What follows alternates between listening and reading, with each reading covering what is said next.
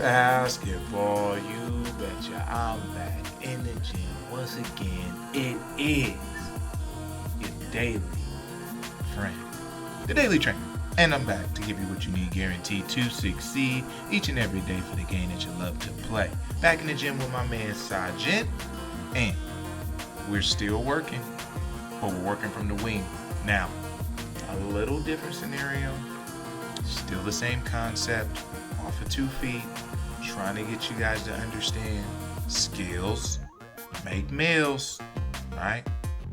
Jalen Brunson, I love it.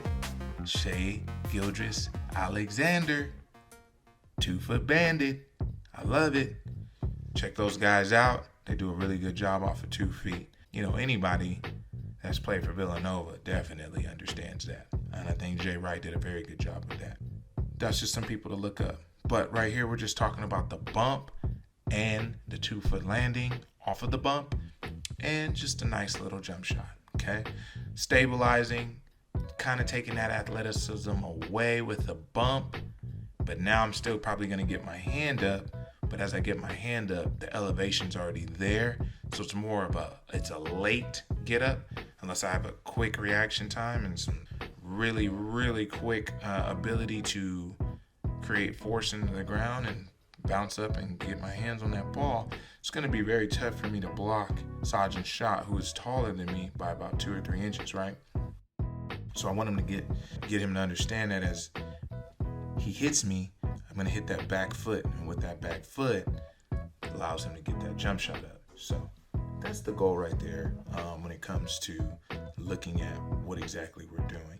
And again, could he get all the way to the rack on me? Yes, but this is more of a read for when there is a lot of help inside, right? On the block, guys are maybe not shooters in the corner for whatever reason, and guys are sagging down to help a little bit more.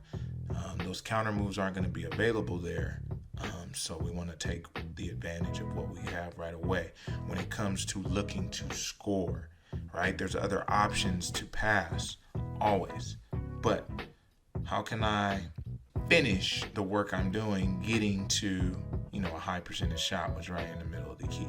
And notice, even though I have him doing different things like side steps and step backs, they're all with inside the free throw line. So it's not like he's taking these step backs very close to the 3, or he's trying to wave himself back into the 3. These are all high percentage mid-range shots into the key. So it's pretty easy to really see what he's trying to do here. And then also, as you make 1 or 2, now when people get hit, they're going to raise up quickly to now try to be a better defender, not expecting you hitting those shots. Now they expect you to. And so now we're working on counters and other things to basically probably what you said when you first started watching is like, oh, why didn't he just go to the hole? So now we're working on those counters right now to where he could get to the hole. He could cross over and get another clear look at the basket. He can do like a quick stop. There's just all these different things that he can do, as well as, again, create another side-to-side motion, which is allowing him to step back.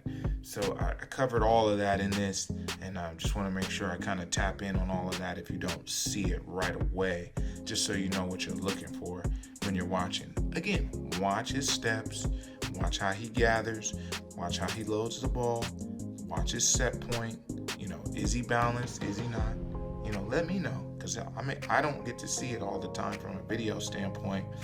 I see it from more of a training standpoint because I'm visually and physically there, and that's kind of more of the angle I'm looking at it from him, Now, I always wonder, like, when I'm teaching this, how high of a percentage shot can this actually be if we do it enough? And, I think Kevin Durant has proved that you can make these mid-range shots that his are more outside of the key, but if you could get into the key, you can definitely shoot at a 48 to 52% range when getting inside this way. I don't even think we shoot that high for layups. So I've seen 65%, 60%, unless they're dunking the basketballs, then it's in close to the 70s. But I mean, you're not too far off the layup percentage. And so, again, if you can get 2 or 3 of these where they're kind of slightly contested, I think you're still at a pretty high percentage if you practice this enough, depending on the angle that you're coming from. There's always use of the glass too. We didn't really talk about that much on this particular round of things, but I think that there is plenty that can be done when it comes to just being in the key and having a high percentage shot. You know what I mean?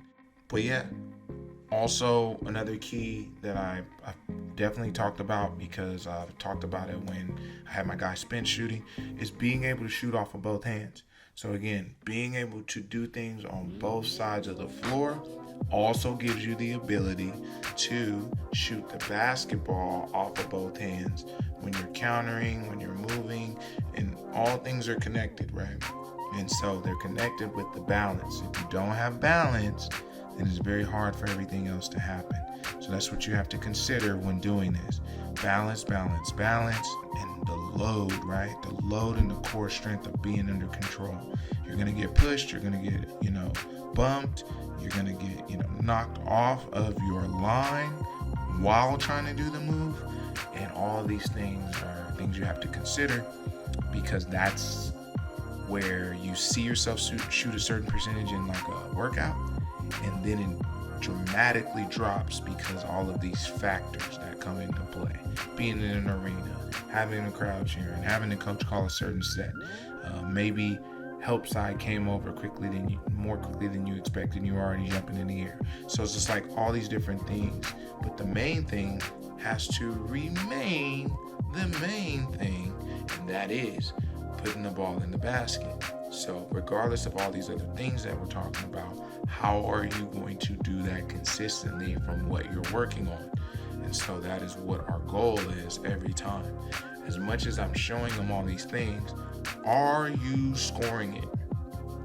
If you're not scoring it, we're just wasting time, footwork, and energy that we could be putting into you making more shots. But again, I've seen him utilize some of these moves already during his fall league, a little bit during his summer league, and then they've only had a few games in the regular season, but I've seen him utilize it for what it's worth and what it's going to do for him as he's playing. Playing a point guard position is a hard one, because you have to make a decision on what kind of point guard you want to be, and then also your teammates, depending on who they are, will gauge you as a certain type of guard and expect things from you. So if you score, they expect you to score. If you don't, they expect to get a pass. And then when you're not passing it to them, it gets a little shaky, because now there's shots taken away from them that you're taking, and that is no. So be sure to kind of analyze what kind of point guard you want to be for your team, for yourself, and what's most effective for winning and getting a W. Okay? Basketball U, appreciate you for always coming through as you always do. Got plenty of guard stuff coming up and more in store for you. Trying to stay busy, but not too busy to where I can't contact you guys and hang out here on Basketball U, which I plan on doing. But remember, someone's always working for you.